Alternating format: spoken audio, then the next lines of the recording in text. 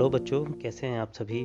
I hope आप अच्छे हैं and at the same time you are taking good care of your health and of course your studies. बच्चों, अभी तक हमने आपको बताया कि किस तरीके से जो डिफरेंट सेक्शंस थे इंडियन सोसाइटी की, उनको ब्रिटिश पॉलिसीज ने, ब्रिटिश राज ने प्रभावित किया। Last chapter we discussed about how artisans and even industrialists from Indian background, they were badly influenced by British policies। किस तरीके से जो पूरा कंट्री साइड थी उसको ब्रिटिश पॉलिसीज की वजह से, जो largely they were in favor of their own countrymen, they were in favor of their own benefits, उन्होंने पूरी कंट्री साइड की जो एक सेल्फ सफिशिएंट इकोनॉमी थी, रूरल इकोनॉमी थी, और साथ में जो आर्टिजन्स थे उनको किस तरीके से इकोनॉमिकली उनकी बैकबोन को हर्ट किया।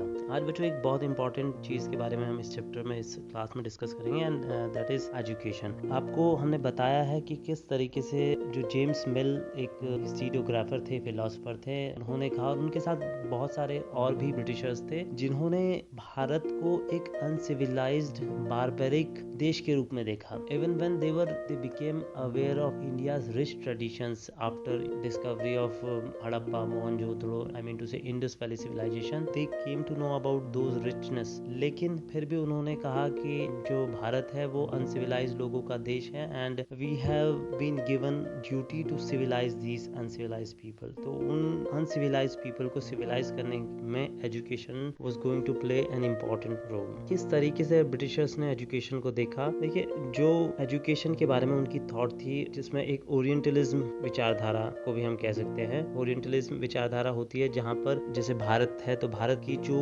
परंपरागत क्लासिकल एक तरीके से जो नॉलेज थी उसको बेस मानते हुए, उसमें जो भी लैंग्वेजेस थी, जैसे पर्शियन थी, since Persian was being used as root language during entire Mughal era.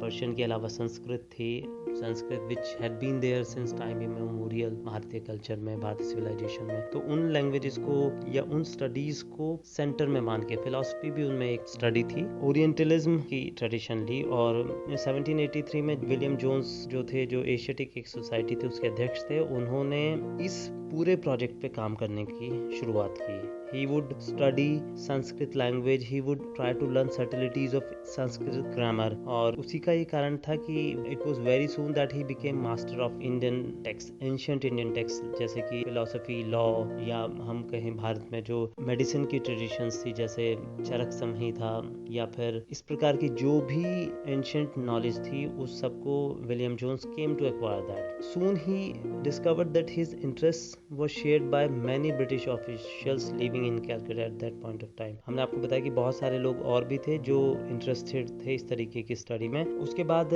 Once they became aware of Sanskrit and other orientalist studies, उन्होंने 1781 में एक मदरसा की स्थापना की। मदरसा again that was for the purpose of studying Arabic, Persian और इस्लामिक जो लॉ थे उसके लिए। अभी उसके बाद में फिर हिंदू कॉलेज को बनाया गया 1791 में बनारस में, जिससे कि जो संस्कृत टेक्स्ट थे उनको अच्छी तरीके से समझा जा सके, so that they could be helpful in administrating the country.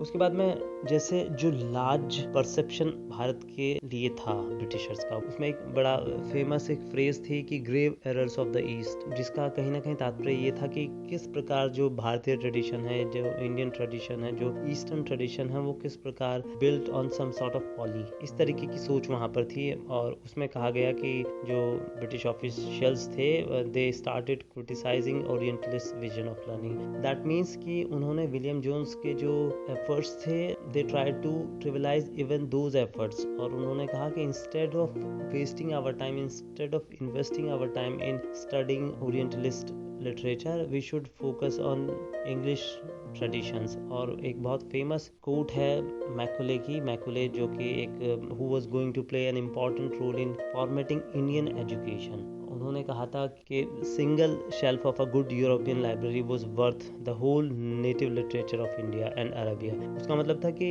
एक इस तरीके से डिमीन किया गया जो ओरिएंटलिस्ट लिटरेचर था उसको, कि as if it did not have any purpose to solve. ये एटीट्यूड, इस अप्रोच के साथ नई पॉलिसीज ब्रिटिशर्स ने बनानी शुरू की इंडियंस की एजुकेशन के लिए, और जिसमें मैक्यूले का बहुत ज़बरदस्त योगदान रहा। And he thought that in knowledge of English would allow Indians to read some of the finest literatures of the Western world, and because he thought that whatever was there in Western world, whatever was there in Western literature or Western sources of knowledge, it was far superior than whatever was there in India. इसी क्रम में आगे जो East India company की court of directors थी, उन्होंने एक 1854 में चार्ल्स वुड का, जिसे हम फेमसली कहते हैं डिस्पैच ऑफ चार्ल्स वुड, तो चार्ल्स वुड के नेतृत्व में एक पूरा पॉलिसी बनाने के लिए डिसाइड किया। एंड उसमें जो सबसे इम्पोर्टेंट चीज़ निकल कर आई वो था कि जो यूरोपियन लर्निंग थी, that would improve moral characters of Indians and it would make them truthful and honest, as if बच्चों ये इस सोच का नतीजा था जहाँ पर ये माना जाता था ब्रिटिशर्स में कि Indians were not moral, they were immoral. तो आप समझ सकते हैं किस प्रकार का बायस वहाँ पर व्याप्त था। 1857 में जब रिवोल्ट था, उसी के आसपास कलकत्ता में, मद्रास में, बॉम्बे में यूनिवर्सिटीज स्टैब्लिश की गई, जिससे कि एक जो पूरा स्कूल एजुकेशन सिस्टम में चेंज लाया जा सके। बच्चों यहाँ तक जो इंडियन, इनफैक्ट जो ईस्ट इंडिया कंपनी थी, that was more concern with higher education, लेकिन 1854 के बाद they started trickling with vernacular education also. जो लोकल एजुकेशन थी वहाँ पर भी उन्होंने सोचा कि they must bring about some changes in basic education as well, and उसी का रिजल्ट था कि जो छोटी क्लासेस थी वहाँ पर भी इंग्लिश को इम्पोज किया जाने लगा। और जब ये सब चीज़ें हुई तो बच्चों एज मार्क ऑफ रिटेलिएशन, और या आप ये भी कह सकते हैं कि एन इंटेलिजेंशिया स्टार्टेड डेवलपिंग, तो उसको एनालाइज किया and it came to know कि it was really necessary on their part कि वो इस तरीके के जो इम्पोजिशंस थे उनका विरोध करें। तो इस तरीके की बातें होना शुरू हुई इंटेलिजेंशिया की तरफ से। जैसे ये कहा गया कि इंग्लिश एजुकेशन ने इंडियंस को इंस्लेव करने का काम किया है, कि जो काम ब्रिटिशर्स अपने आर्म्स और एम्यूनिशन से नहीं कर पाए, they had resorted to education, English education पर से, टू एनस्लेव इंडियन मेंटालिटी। और वो कहीं ना कहीं हुआ भी बच्चों। By introducing English into Indian education system, what Britishers wanted to do, they were trying to create an Indian class which was Indian in physical attributes but British in its character. Later on people like Gandhi ji, they strongly objected to British way of education. उनका कहना था कि जो western education है, it was rather focused on reading and writing, और उसके विपरीत जो इंडियन ट्रेडिशन थी वो ओरल नॉलेज और विजडम के ऊपर केंद्रित थी, और जहाँ पर जो वोकेशनल स्टडीज हैं उनको भी प्रेफरेंस देने की उन्होंने बात कही। इसके साथ साथ Mahatma Gandhi strongly felt that Indian languages should be the medium of teaching, imparting education. तो जो इंडियन लैंग्वेजेस में उनका कहना था कि पढ़ाई होनी चाहिए, और चूंकि जो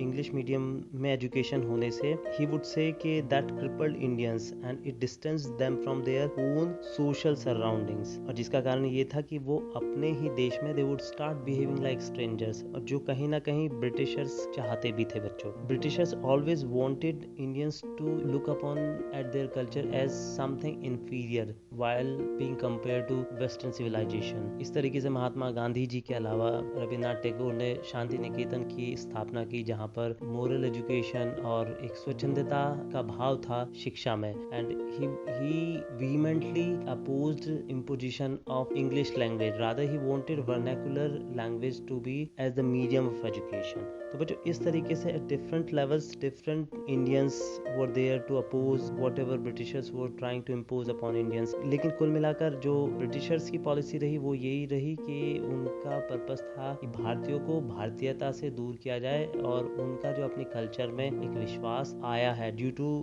as we told you about orientalist traditions की वजह से। जब हमें पता चला कि we had got such a huge tradition, such a huge plethora of knowledge that traced its origins to thousands of years, तो उन सब चीज़ों को इंडियन साइकोलॉजी से हटाने के लिए and to make them believe कि britishers were there to help them out of their misery, in overall British education was charted out. तो बच्चों इस तरीके से एजुकेशन का एक ब्रीफ हमने आपको, परफॉर्मा भी कह सकते हैं, एक ब्रीफ जो एक जर्नी थी वो बताई है इस दौर में। इसके अलावा एजुकेशन में और रिफॉर्म्स हुए हैं समय समय पर, उसके बारे में हम आपसे आगे जब नेशनल मूवमेंट पढ़ेंगे चर्चा करेंगे। आज के लिए आपकी रेडियो कक्षा में इतना ही।